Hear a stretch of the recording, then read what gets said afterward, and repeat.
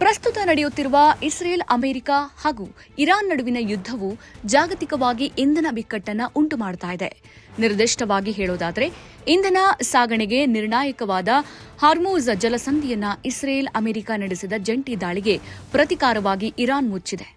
ಇದರಿಂದಾಗಿ ಒಂದು ಬ್ಯಾರೆಲ್ ಕಚ್ಚಾ ತೈಲದ ಬೆಲೆ ಈಗ $112 ತಲುಪಿದೆ. ಯುಎಸ್ನಲ್ಲಿ ಅನಿಲದ ಬೆಲೆ ಗ್ಯಾಲನ್ಗೆ $5 ದಾಟಿದೆ. ಅದರ ಪರಿಣಾಮವಾಗಿ ಸಾರಿಗೆ ವೆಚ್ಚಗಳು ತೀವ್ರವಾಗಿ ಹೆಚ್ಚುತ್ತಿವೆ.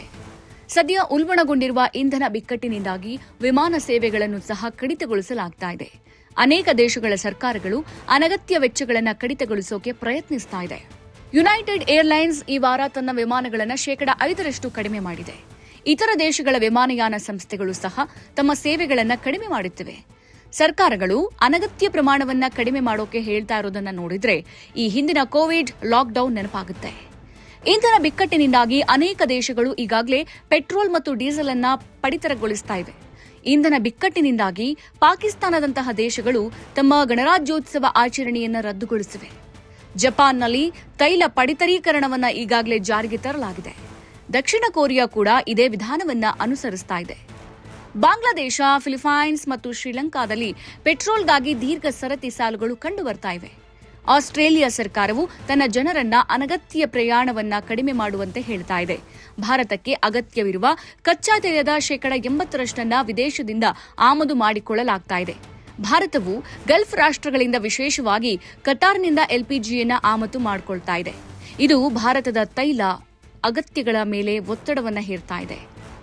ಪಶ್ಚಿಮ ಏಷ್ಯಾ ಸಂಘರ್ಷದ ಬಗ್ಗೆ ಪ್ರಧಾನಿ ನರೇಂದ್ರ ಮೋದಿ ಅವರು ಲೋಕಸಭೆಯಲ್ಲಿ ನಿನ್ನೆ ಮಾತನಾಡಿದರು. ಈ ಜಾಗತಿಕ ಸಂಘರ್ಷದಿಂದಾಗಿ ಅನಿರೀಕ್ಷಿತ ಸವಾಲುಗಳನ್ನು ಎದುರಿಸಬೇಕಾಗಬಹುದು. ಕೋವಿಡ್-19 ಪರಿಸ್ಥಿತಿ ಎದುರಿಸಿದಂತೆ ಈ ಸಂಕಷ್ಟದ ಸಮಯದಲ್ಲಿ ನಾವೆಲ್ಲರೂ ಒಗ್ಗಟ್ಟಿನಿಂದ ಇರಬೇಕು ಅಂತ ನಿನ್ನೆ ಕರೆ ಕೊಟ್ಟರು.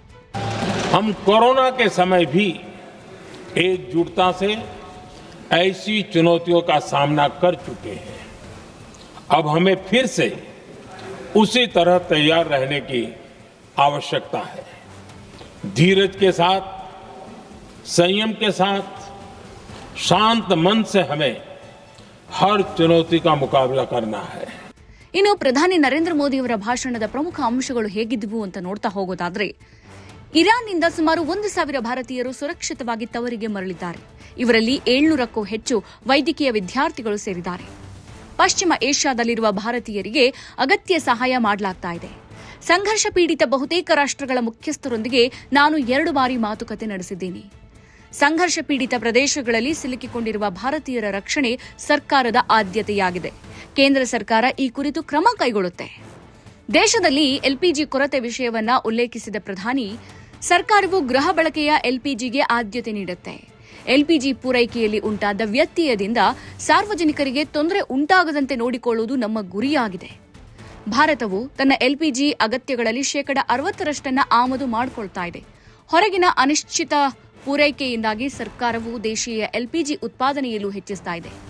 ಶಾಂತಿ ಮತ್ತು ಸುವ್ಯವಸ್ಥೆ ಕಾಪಾಡಲು ಜಾಗರೂಕತೆಯಿಂದ ಇರುವಂತೆ ಎಲ್ಲಾ ಕಾನೂನು ಜಾರಿ ಸಂಸ್ಥೆಗಳಿಗೆ ಸೂಚಿಸಲಾಗಿದೆ. ಜೊತೆಗೆ ಭದ್ರತಾ ವ್ಯವಸ್ಥೆಗಳನ್ನು ಮತ್ತಷ್ಟು ಬಲಪಡಿಸಲಾಗಿದೆ. ಆದಷ್ಟು ಬೇಗ ಶಾಂತಿಯುತ ಪರಿಹಾರಕ್ಕೆ ಬರುವಂತೆ ಆ ರಾಷ್ಟ್ರಗಳನ್ನು ಭಾರತ ಒತ್ತಾಯಿಸುತ್ತೆ. ಪ್ರಸ್ತುತ ಯುದ್ಧದಿಂದ ಅನಿರೀಕ್ಷಿತ ಸವಾಲುಗಳನ್ನು ಎದುರಿಸಬೇಕಾಗಬಹುದು. ಆ ಪರಿಸ್ಥಿತಿ ಇನ್ನೂ ದೀರ್ಘಕಾಲ ಇರಬಹುದು. ಕೋವಿಡ್-19 ಪರಿಸ್ಥಿತಿಯನ್ನು ಎದುರಿಸಿದಂತೆ ಈ ಸಂಕಷ್ಟವನ್ನು ಎದುರಿಸಲು ಒಗ್ಗಟ್ಟಿನಿಂದ ಇರಬೇಕು. ಇಂಧನ ಮತ್ತು ಸಾರಿಗೆ ಮೂಲಸೌಕರ್ಯಗಳ ಮೇಲಿನ ದಾಳಿಗಳನ್ನು ಭಾರತ ಖಂಡಿಸಿದೆ.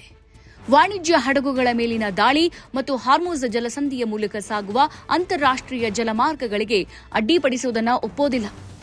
ಸಂಘರ್ಷದ ನಡುವೆಯೂ ದೇಶದ ಹಡಗುಗಳ ಸುರಕ್ಷಿತ ಸಂಚಾರಕ್ಕಾಗಿ ಭಾರತ ನಿರಂತರ ರಾಜತಾಂತ್ರಿಕ ಪ್ರಯತ್ನಗಳನ್ನು ಮಾಡ್ತಾ ಇದೆ. ಭಾರತ ಸದಾ ಮಾನವೀಯತೆ ಮತ್ತು ಶಾಂತಿಯ ಪರವಾಗಿ ಧ್ವನಿ ಎತ್ತಿದೆ. ಸದ್ಯದ ಪರಿಸ್ಥಿತಿ ಶಮನಕ್ಕೆ ಮಾತುಕತೆ ಹಾಗೂ ರಾಜತಾಂತ್ರಿಕತೆಯೇ ಸೂಕ್ತ ಪರಿಹಾರ. ನಮ್ಮೆಲ್ಲ ಪ್ರಯತ್ನಗಳು ಉದ್ವಿಗ್ನತೆ ಕಡಿಮೆ ಮಾಡಿ ಸಂಘರ್ಷವನ್ನ ಅಂತ್ಯಗೊಳಿಸುವ ಗುರಿಯನ್ನ ಹೊಂದಿವೆ. ಮಾನವ ಜೀವಕ್ಕೆ ಅಪಾಯ ಉಂಟು ಮಾಡೋದು ಮಾನವೀಯತೆಗೆ ವಿರುದ್ಧವಾದುದು. ಆದ್ದರಿಂದ ಎಲ್ಲಾ ಕಡೆಯವರು ಶೀಘ್ರದಲ್ಲೇ ಶಾಂತಿಯುತ ಪರಿಹಾರಕ್ಕೆ ಬರಲೆಂದು ಭಾರತ ಮನವಿ ಮಾಡುತ್ತೆ ಅಂತ ಪ್ರಧಾನಿ ನರೇಂದ್ರ ಮೋದಿ ಅವರು ಹೇಳಿದರು.